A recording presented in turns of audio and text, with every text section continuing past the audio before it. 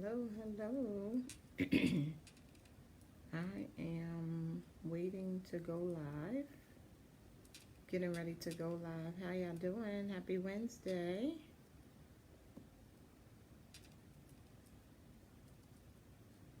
Happy Wednesday. Hey, Karen. Make sure you share this. If you guys are joining, I'm just going to give a few minutes.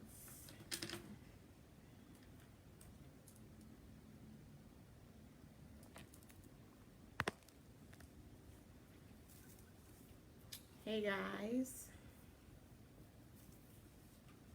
I am just giving a few minutes for a couple of people to join. I'm a few minutes late as I was wrapping up and looking at some of these messages and questions regarding mental health and marriage. It's gonna wait about 1 minute.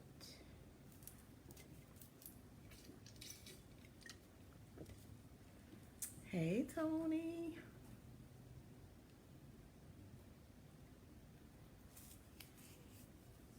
How y'all doing? I am live on Facebook and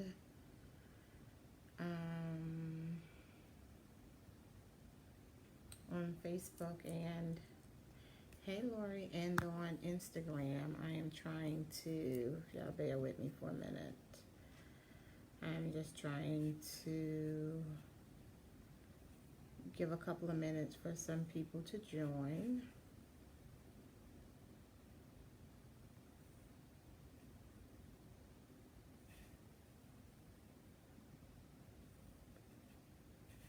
Just waiting a couple of more minutes.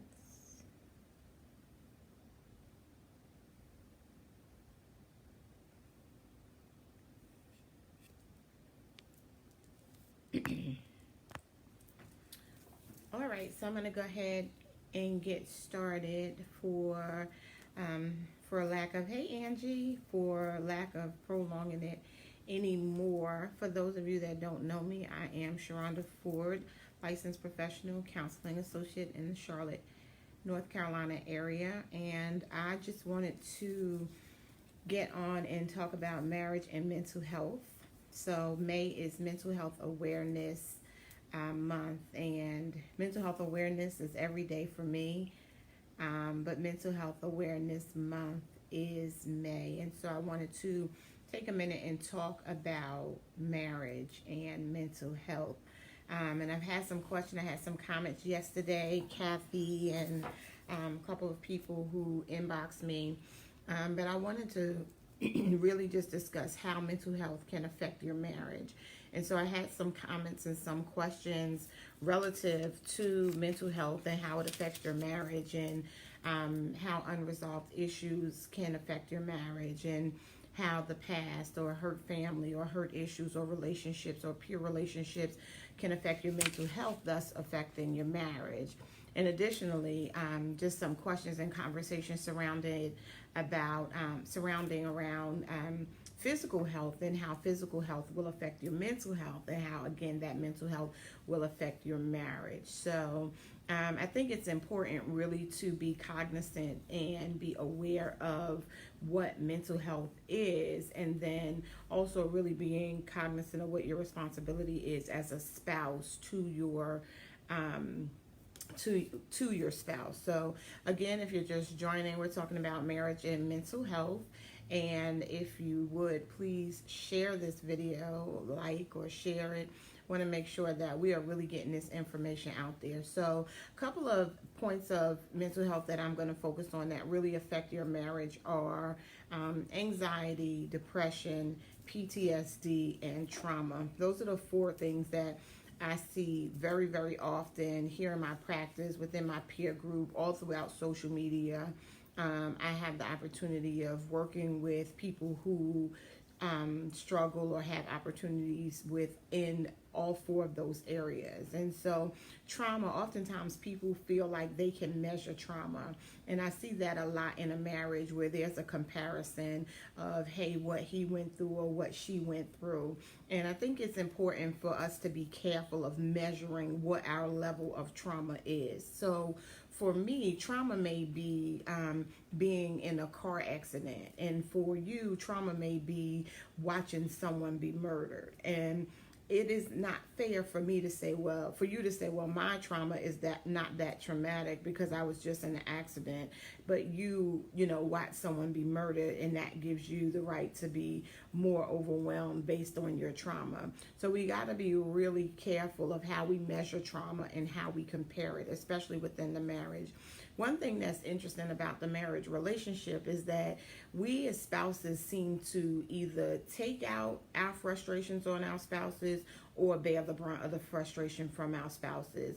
And that's common. We see it whether you're married or not, just in a pure relationship. The person closest to you normally gets the brunt of that. Why? It's because of the intimacy in the relationship that you have and the relationships, the dynamics of that relationship. And so I know that I can, treat people who are close to me a little differently than I treat people who I've just met or who I don't maybe have such an intimate relationship with. I would not do or say the same thing to someone that I've known for a year or for a few months as I would for someone that I've known 10 years. The people who are closest to me have always gotten the brunt of my the challenges that I have. So it's not a secret for people who know me. I have struggled with anxiety probably most of my adult life and some of my childhood life. And so a lot of that is seen within my marriage. So there are a lot of things that are anxiety driven and that cause me to seem to, hesitate in doing things, and it can cause strife within my marriage. But what's the role and the responsibility for my spouse in that? Is for my spouse to be supporting me. What is the role and responsibility for us as spouses in general? Is to be supportive and to love and to validate and to build up. But when we as individuals come together as one, we're both bringing in some level of mental illness, some level of frustration, some level of anxiety or depression or past or trauma or grief or loss or isolation or loneliness or abandonment or rejection or shame or guilt or fear. We bring those things into our marriage, and as a result, we start seeing it sometimes manifested in problems with communications, problems with trust, problems with just activities that we do. For people who have experienced some type of sexual trauma, it may affect the way you respond to your spouse sexually. For people who have had challenges with loss or isolation or abandonment from parents or loved ones or in previous relationships, you bring that into your marriage, and you're constantly feeling like someone may leave you, or you constantly feel abandoned, or you constantly feel rejected because you are seeing some of those traits. One thing that I hear consistently in sessions with couples or in conversations with peers is that, man, this just reminded me of this, or then they did this and that was done to me before. It's important for us in our personal healing to work through some of the things that we have experienced in our past. Why? Because we have got to really be able to move forward and not be stuck in past traumas and past stresses and past situations and past fears. They grow and they manifest themselves into something so much bigger.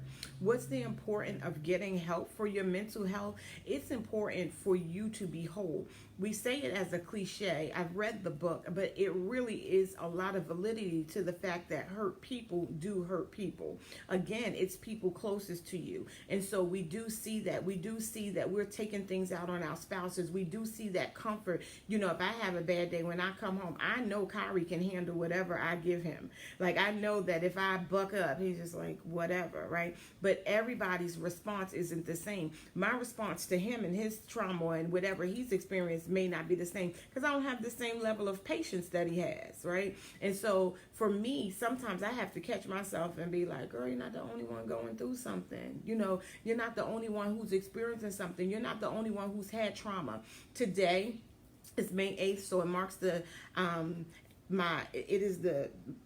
the day that my grandmother would have been celebrating her birthday. And so it's only been 2 years, not even 2 years, since my grandmother passed. So this is grief, and this is loss, and this is a part of my mental health. And so today is one of those days where I might be a little bit more agitated. I might be a little bit more frustrated. I might be a little quicker to pop off or have a propensity to say something that really is not healthy or fruitful within my marriage. So it's important for me to be mindful of that, but it's also important for my spouse to know that, or for me to communicate like, hey, today's Nana's birthday, and I might not feel my best today. Communication is essential in being able to manage mental health and manage your marriage. So PTSD is another thing that is really common in marriage. It's common in military families. It's common in first responders and police or fire, and people who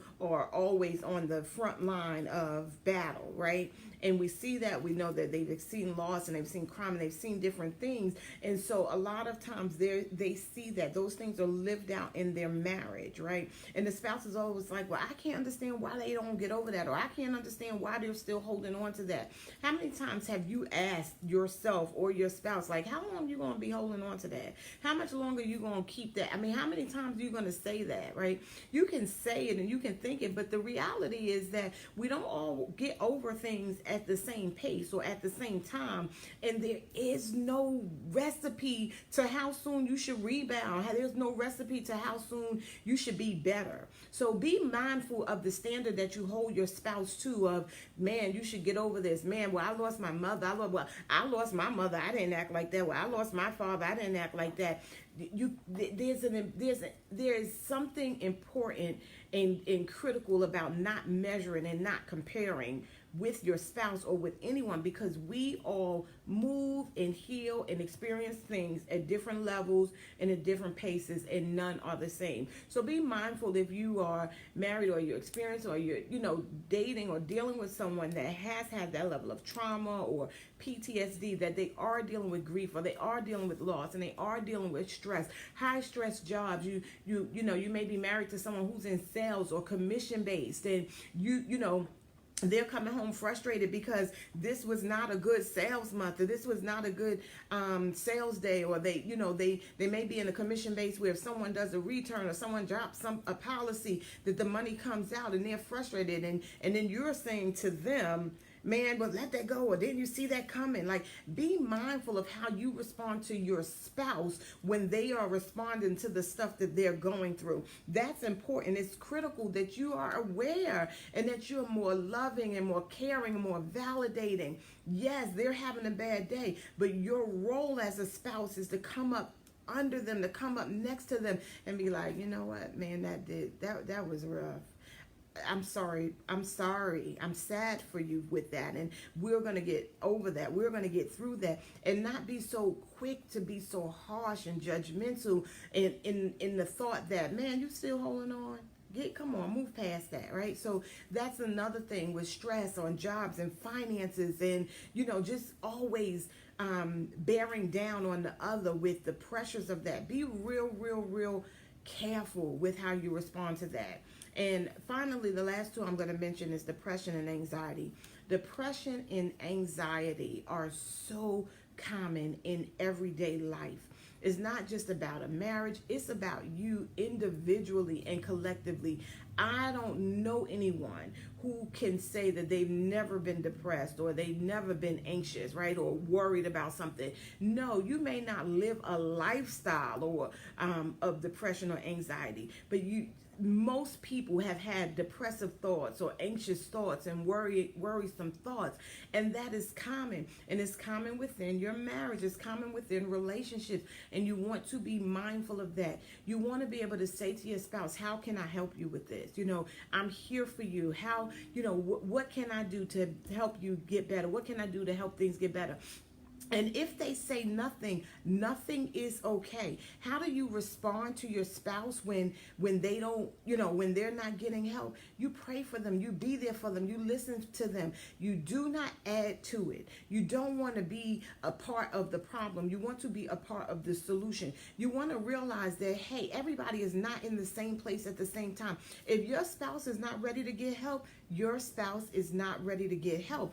We all manage or, move in our own pace. So be patient, right? Be caring, be considerate, be kind, and be mindful that you do not want to be a catalyst to add more stress, to add more depression, to add more grief, to add more fear. You don't want your spouse to feel lonely or isolated or rejected by you in the middle of their trial, which is a part of, what causes them to have these mental illnesses, the anxiety, depression, and the fear and the grief, or and then other tendencies. Some people have the acute stress and things like that. You do not want to be a contributor to that. You want to be someone that assists your spouse and helps them. Marriage counseling is not just for people who have discord in their marriage, or whose marriage is disjointed. Sometimes sometimes you want to get your car tuned up. You take your car, you get an oil change every 10,000 or 3,000 miles. It depends on what kind of car you have. You're getting your oil change. You're getting tune-ups. Your marriage needs a tune-up also. You need a tune-up, right? So mental health is important. For some reason, we look at it and, our physical health, we're getting yearly exams. We're doing all those things. But when it comes to your mental health, as soon as you get ready to address it, the assumption is that something is wrong. That assumption is absolutely correct. Something is wrong. But it doesn't mean that it's catastrophic. It means that it is time to check in and find out how you're doing. Are you balanced? Are you managing well? Are you able to talk to someone? Sometimes just going to see a therapist gives you the opportunity to talk to someone that does not know you, who can listen to you effectively. When people come to see me, they're like, "Oh man, Ms. Ford, I just need your advice." I am quick to tell you, advice is a column. This is therapy. And what we do in this room is we adjust your lens so that you can see things clearly. I'm not giving you any advice because I don't have any for myself. But I can sit with you, come alongside you on the journey toward wellness. It is a journey. It's not a quick fix. It's not something that happens overnight. So be patient with people. Get individual help. Realize that when you come together as a couple, you're bringing in past relationship, past experience, past pain, past hurt, past disappointments, and you bring them into your marriage. I don't care if you've been married 5 minutes, 5 years, or 50 years. There are things drug into your marriage that have nothing to do with your spouse. And it's not fair to continue to hold them hostage to things that they have nothing to do with. It's not fair to not trust them because you couldn't trust the last person you were in a relationship with. It's not fair to blame them because you couldn't trust the last person. And even if they've done you wrong, even if you are still in a marriage where there was infidelity or adultery or broken trust or broken promises or disappointment, it does not mean that you should keep them hostage to something that they've done in the past. When you make a decision to reconcile your marriage and to stay with your spouse, you make a decision to move forward. No, it does not mean that you have to forget. You do not forget. But it does mean that you can move forward and you forgive them. These things are so critical to healthy marriages and healthy relationships. Keep in mind that when you are in a marriage where there was infidelity, or there was trust broken, it's important to go back and have tune-ups with a marriage therapist, a counselor, and be able to say, hey, where are we? Because there is sometimes a fear of having those conversations, a fear of what's coming up. And sometimes you just want to get together and have a conversation with someone that can mediate for you. And there's absolutely nothing wrong with that. The last thing I'll say is that for couples and marriages, I 100% recommend the Weekend to Remember. The Weekend to Remember is a marriage conference that is hosted by Family Life. Kyrie and I volunteer for Family Life. I am an advocate. We have the Charlotte Weekend to Remember event coming up this month, May 31st to June 2nd here in Charlotte. And it is really, really, really a value to your marriage. You invest in everything else. I hear people talk about what they can't do and what they can't afford. Can you afford the brokenness that a broken marriage will leave you? Marriage is a union. You become one. Divorce changes the trajectory of your whole life. It changes your life forever as a parent, a grandparent, a mother. It changes graduations and baby showers and marriages and gatherings and family dinners and holidays forever. If you feel like you are struggling or suffering or challenged or even concerned about your personal mental health, reach out to someone. Reach out to me if you need resources, if I'm not in your area, but reach out to someone and get the help you need, because mental health illnesses, mental health deficiencies, challenges, struggles, opportunities, they can and will affect your marriage. They affect you individually and they will affect you collectively. So I pray that you are encouraged by this. I pray that you will share this video, that we can bring some awareness to mental health, and that we can bring some awareness to marriage, and that couples will realize that there is hope. If you need hope, I'm here. For me, hope is help overcoming powerful emotions. It's my calling. I am called to counsel. I am available. I will direct you if I can't help you. I wish you the very best, and be mindful that mental health is something that can be attended to if you get help. Have a great and wonderful Wednesday. Bye.